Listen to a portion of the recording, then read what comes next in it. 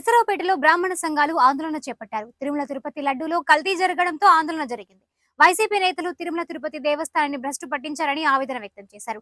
Declaration ఇచ్చిన తర్వాతే జగన్ తిరుపతిలో అడుగు పెట్టాలని నినాదాలు చేశారు. పరమ పవిత్రమైన తిరుపతి లడ్డు కల్తీకి బాధ్యులను వెంటనే గుర్తించి కఠిన చర్యలు తీసుకోవాలని డిమాండ్ చేశారు. హిందూ సాంప్రదాయాలను గౌరవించే వారిని రాష్ట్రంలో ఉన్న అన్ని దేవస్థాన పాలక మండలాలు నియమించాలని డిమాండ్ చేశారు. మీడియా సోదరులందరికీ నమస్కారం. నా పేరు అత్తులూరు సుబ్బారావు, రాష్ట్ర వాణిజ్య విభాగం అధికార ప్రతినిధిని. గడిచినటువంటి 20 రోజులుగా తిరుమల తిరుపతి దేవస్థానం లడ్డు విషయం కావచ్చు, నిన్న డిక్లరేషన్ ఫామ్ కావచ్చు, మతాల మధ్య చిచ్చు పెట్టేటట్టుగా ఈ ప్రభుత్వం చేసినటువంటి, గత ప్రభుత్వంలో ఉన్నటువంటి ఈ జగన్మోహన్ రెడ్డి కానీ వారి అనుచరులు కానీ చేసినటువంటి విధానాన్ని ప్రతి ఒక్కరూ కూడా దాన్ని తీవ్రంగా ఖండిస్తూ ఉన్నాం. లడ్డు విషయం ఒక ఉన్నత స్థాయి అధికారుల ద్వారా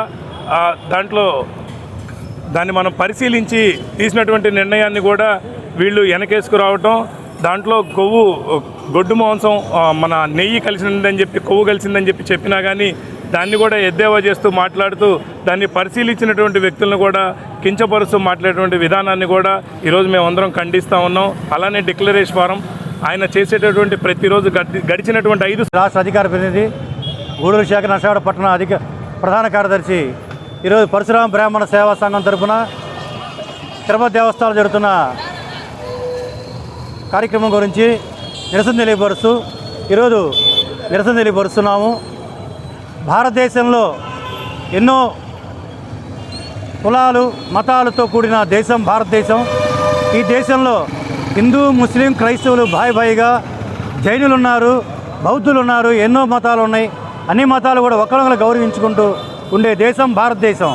ఈ భారతదేశంలో క్రిస్మస్ కానీ, రంజాన్ కానీ, సంక్రాంతి కానీ అన్ని పండగలు అన్ని కులస్తులు అన్నదమ్ముల కుటుంబాలాగా పిలుచుకొని ఒకరొకరు గౌరవించుకుంటూ చేసుకునే సాంప్రదాయ భారతదేశంలో ఆంధ్ర రాష్ట్రంలో మన దరిద్రం కొద్దీ గత మాజీ ముఖ్యమంత్రి పరిపాలనలో తిరుమల దేవస్థానం తయారు చేసే నేతిలో కల్తీ జరిగింది. అది జంతువు యొక్క కొవ్వు పదార్థాలు తీసిన ఆయిల్తో లడ్డు తయారు చేయడం జరిగింది. దాన్ని ప్రత్యక్షంగా ల్యాబ్ రిపోర్టు సహా నిరసనలు బయట ఉన్నాయి. ఆ సాక్ష్యాలు ఉన్నా కానీ బుకాయిస్తూ ఏదేదో మాట్లాడుతున్నారు. మాకు కులాలకి మతాలకు అతీతంగా తిరుమల దేవస్థానం నుంచి లడ్డు తీసుకొస్తే ముస్లిం సోదరులు తింటారు, క్రైస్తవులు తింటారు, హిందువులు తింటారు. అంటే జంతు కలేబాల్లో ఉన్న జంతు కలేబాలు చెబితే ఎన్నో మతస్థులు బాధపడతారు. ముస్లిం సోదరులు అయితే 5 పూట్ల నమాజ్ చేసేవాళ్ళు. క్రైస్తవులు. నమస్కారం అండి. బిస్మిల్లాహిర్రహమానిర్రహీం. అస్సలాముఅలైకుం వరహమతుల్లాహి వబరకాతు. నా పేరు మహబూబ్. నేను ఒక ముస్లిం సోదరుని. ఈరోజు తిరుమల తిరుపతి దేవస్థానం ఆ దేవదేవుని యొక్క ప్రసాదాల్లో జరిగిన యొక్క కల్తీని చూసి ఈరోజు చాలా మనసు చలించిపోతుంది ముస్లిం సోదరులు మొత్తం.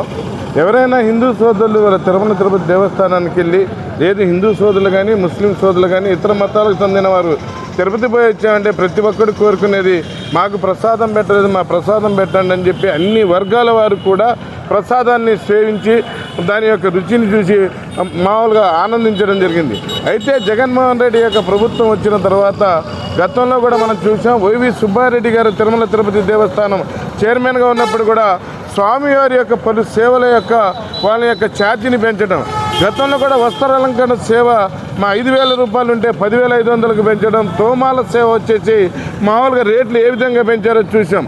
కళ్యాణోత్సవం కానీ లేదు మామూలుగా అనేక రకాల సేవల్ని 1000 నుంచి 10,000, 10,500 వస్త్రాలంకరణ సేవలు అయితే మరీ దారుణంగా పెంచి భక్తులకు దేవునికి మధ్య ఉన్న దూరాన్ని పెంచాలా, తిరుమల తిరుపతి దేవస్థానం యొక్క కొండ యొక్క పవిత్రతను దెబ్బతీసి భక్తులను దూరం చేయాలనే కుట్రలో భాగంగానే ఈరోజు ప్రసాదమైనటువంటి ఆ దేవదేవుని యొక్క ప్రసాదాన్ని కూడా ఇవాళ జంతు కళేబరాల నుంచి వచ్చే నూనెతోటి, అలాగే చేపల యొక్క నూనెతోటి, చేపల కళేబరాల నుంచి వచ్చే నూనె, అలాగే పందుకు నుంచి వచ్చే నూనెతోటి ఇవాళ ప్రసాదాల్లో 80% మామూలుగా కొవ్వుకు సంబంధించిన నూనెను వాడి 20% నెయ్యిని వాడి వాళ్ళ దేవుని యొక్క ప్రసాదాన్ని ఏ విధంగా అపచారం చేశాడు జగన్మోహన్ రెడ్డి.